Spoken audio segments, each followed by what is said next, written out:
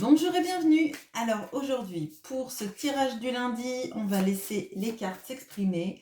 Je vais aller chercher dans le Lenormand votre représentation. Alors, je vous représente avec la femme qui tient un livre, même si vous êtes un homme.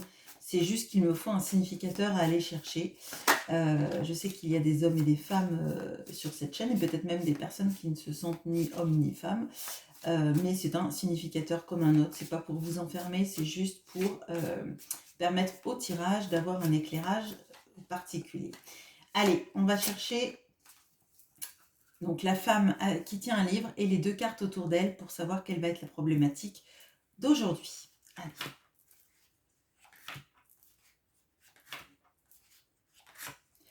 C'est bien un tirage centré sur vous. Je vais utiliser donc le petit Lenormand, je vais poser des questions, je vais utiliser potentiellement...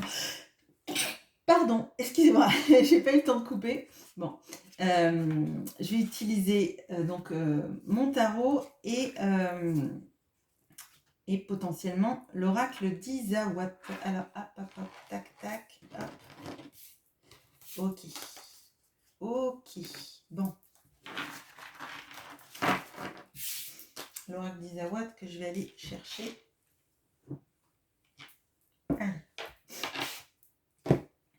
Alors, je ne lis pas le petit Lenormand à l'envers. Donc, on a le fouet. On a la femme. On a la croisée des... Non, la croix, pardon, la croix. Ok. Donc là, situation de fin d'un cycle dans lequel vous avez été confronté à des disputes, à une sensation potentiellement de vous faire peut-être même harasser, d'avoir des personnes en face de vous qui n'ont pas été bienveillantes vis-à-vis de vous et vous mettez un terme à tout cela. On va aller regarder. Alors, qu'est-ce qu'on peut me dire sur cette situation qui vous amène, en tout cas, dans les énergies que je ressens là, à clore un chapitre, à peut-être cesser même des discussions avec certaines personnes, ou en tout cas rompre quelque chose. Alors, okay.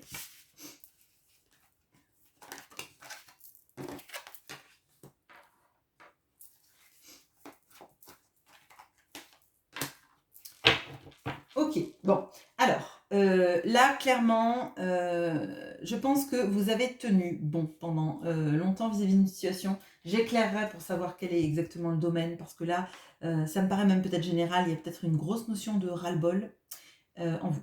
Alors, moi, l'impression que j'ai, c'est que vous avez essayé de tenir bon par rapport à des attitudes vis-à-vis de vous qui étaient, que vous ressentiez comme, alors j'allais dire toxiques, ouais. Il y a un contexte là dans lequel en fait on se sent malmené. On se sent... Alors malmené, ça ne veut pas forcément dire qu'il y a quelqu'un qui vous frappe physiquement. Mais il peut y avoir par exemple du harcèlement moral, il peut y avoir peut-être des personnes qui sont pas bienveillantes à votre égard. Et vous avez supporté tout ça en vous disant que ça s'arrangerait pendant longtemps, j'ai l'impression. Vous avez donné une chance, vous avez essayé de mettre de l'équilibre dans la situation. Et là, il y a une grosse prise de conscience que ça ne peut pas durer, que vous valez mieux que ça, que vous valez mieux, que vous comprenez les choses plus clairement, potentiellement même que vous êtes plus intelligent, plus intelligente que la situation. Alors, ça ne veut pas dire que vous vous prenez pour ce que vous n'êtes pas, etc. Là, je pense plutôt qu'il y a une épiphanie. Le fait de se dire, ça ne peut pas continuer comme ça, je suis en train de me faire du mal et de laisser des gens toxiques me faire du mal et ça ne peut pas durer. Alors, ça peut être des personnes de type collègue. On va voir après dans quelle sphère ça concerne, pardon. Mais il y a une vraie volonté en fait de remettre de l'équilibre dans votre vie et d'être plus bienveillant vis-à-vis de vous guérir de ça. Donc on coupe des communications, on coupe des liens, on coupe les chances qu'on a laissées aux autres, on coupe leur envahissement de notre zone personnelle et le mal qu'ils peuvent vous faire pour enfin se centrer sur vous et d'essayer vous de guérir de tout ça. Là, il y a une tentative de... Vous avez essayé d'équilibrer les choses, vous avez essayé de ménager la chèvre et le chou, de pas prendre ça alors, prendre ça à cœur, je pense que vous l'avez pris à cœur, mais d'essayer quand même de sauver les situations.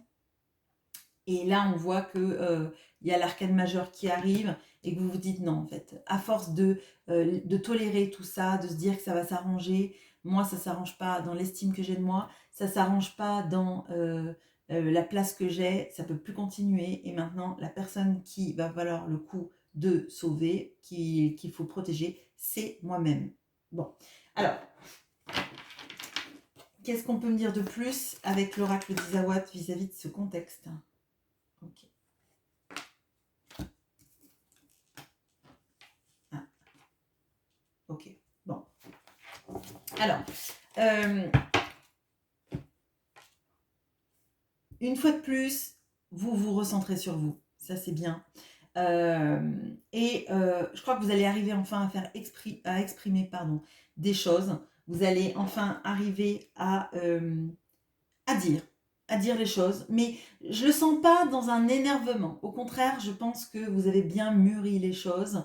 Vous savez exactement maintenant comment déjà ne plus attendre de ces personnes qu'elles changent, hein, ne plus les ménager, ne plus essayer de faire en sorte qu'ils vous traitent bien, hein, que ces personnes vous traitent bien. C'est peut-être une seule personne, on va le voir après avec le Normand. Et sortir surtout de ce triangle de Karpman. Alors, le triangle de Karpman ne concerne pas que des relations amoureuses, ne concerne pas que des triangulaires, ça concerne aussi nos interactions sociales et le fait d'être victime potentiellement, d'avoir un bourreau en face et d'essayer de lui chercher des excuses pendant longtemps, ou d'essayer de se dire, il faut que je tienne bon, il faut que je tienne bon, il faut que je tienne bon, et finalement, ne pas être le sauveur de soi-même, rester une victime et quelqu'un en profite. Bon. Et là, moi, j'ai l'impression que la bénédiction, c'est de se rendre compte que vous devez vous sauver vous-même dans cette situation. Alors, je vais bouger ça. Et, hop, et je vais aller chercher quel domaine ça va concerner. Donc, je vais prendre une carte et on va regarder le domaine que ça concerne.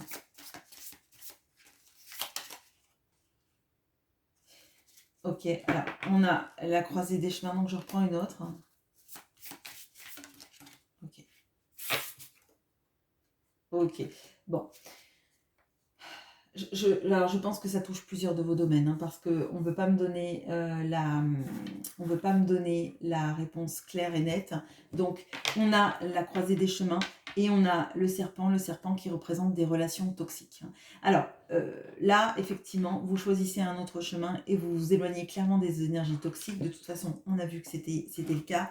Mais je crois que des énergies toxiques, en fait, ce ne sont pas forcément des personnes toxiques, il y en a, c'est certain dans le lot, mais c'est surtout des comportements et des énergies qui ne vous font pas du bien et dont vous choisissez de vous éloigner. Allez, alors.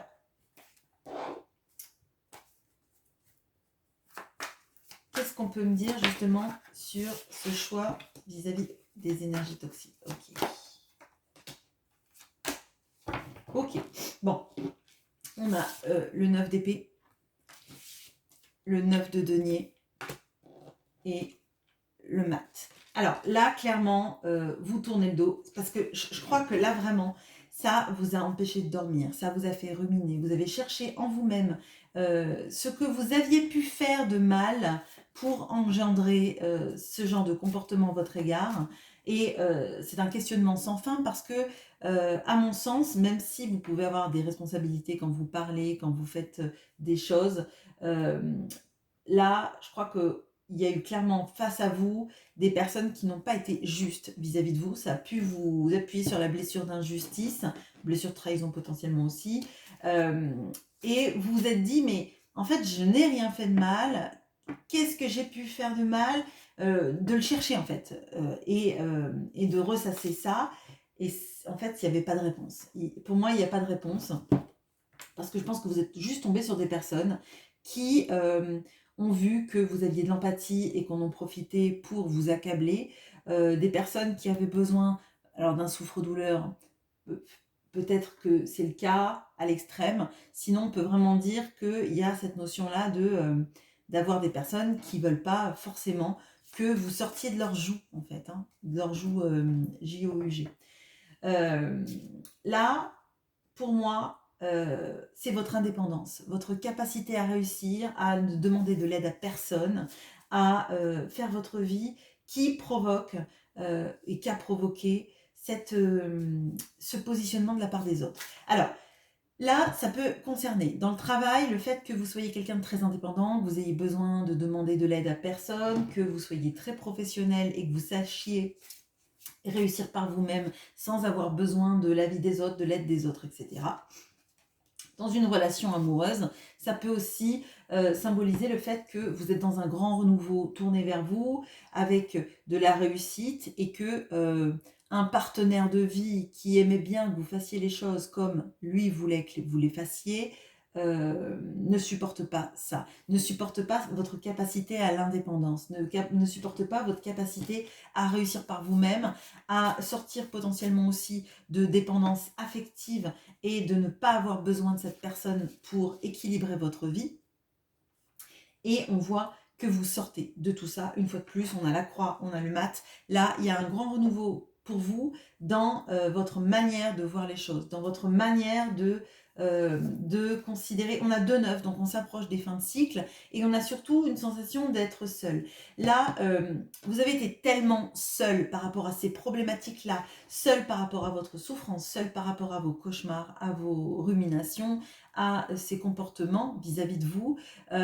Vous savez, c'est comme quand on est seul face à un banc d'accusés, qu'il n'y a personne qui prend notre défense, on se dit que de toute façon, être seul pour quitte à être seul, autant ne plus s'embarrasser d'avoir des gens autour de nous qui ne nous aident jamais, mais qui sont là comme des électrons plus ou moins plus toxiques. Excusez-moi, j'ai du mal de bafouiller. Je bafouille. Et bien décidément, il n'y a pas de Mercure oh là là. Il n'y a pas de Mercure rétrograde, mais enfin je crois pas. Mais en tout cas, moi je suis en rétrogradation de mon langage, je crois. Alors. Ouais. Wow. Bon, écoutez, on va les prendre. Ok.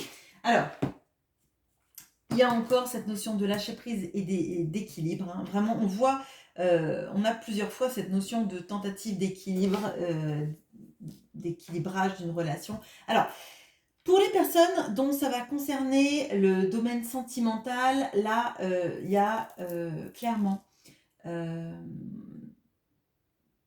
sorte de distanciation vis-à-vis de quelqu'un qui vous a fait verser beaucoup de larmes. Quelqu'un... alors, moi, je ressens quelqu'un qui vous a fait des promesses qu'il ou elle n'a jamais tenues. Il y a vraiment de cette notion-là, vous voyez, comme par exemple les enfants qui attendent, je pense notamment aux enfants divorcés, qui attendent que leurs parents avec qui ils ne vivent pas viennent les chercher le week-end. Et en fait, le papa ou la maman ne vient pas parce que autre chose à faire, parce que à oublier, etc. Et je vois vraiment, vous voyez l'enfant à la fenêtre qui guette le parent qui ne vient pas. Et tout ce que ça engendre de se sentir rejeté, abandonné, pas aimé.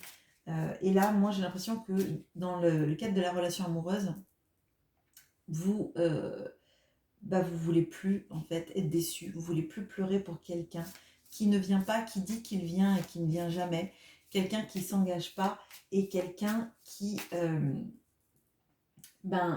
finalement qui est pas la personne qui souffre derrière, quoi. C'est pas la personne qui va se remettre en question, c'est en tout cas de votre prisme à vous au moment où vous le vivez, c'est pas quelqu'un qui va s'excuser de ne pas être venu. Ça peut être quelqu'un qui vous propose un rendez-vous, qui vous dit je passerai, et qui ne passe pas, et qui ne s'excuse pas, ou qui ne vous donne pas de réponse. Donc vous l'attendez, peut-être que cette personne par exemple devait passer manger avec vous le midi. Et à 19h30, toujours pas un appel, la personne n'a même pas daigné vous dire qu'elle ne venait pas. Et là, pour moi, c'est le coup de trop, en fait. Bon, alors, on a ça. Pour les personnes dont c'est pour la vie amoureuse. Pour les personnes dont ça ne concerne pas la vie amoureuse, ce nouveau départ, c'est quoi?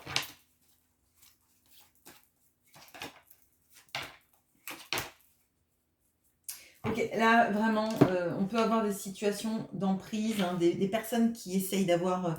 je vous ai dit tout à l'heure, vous étiez sous le joug de quelqu'un et vous en êtes libéré. Là, on voit vraiment que...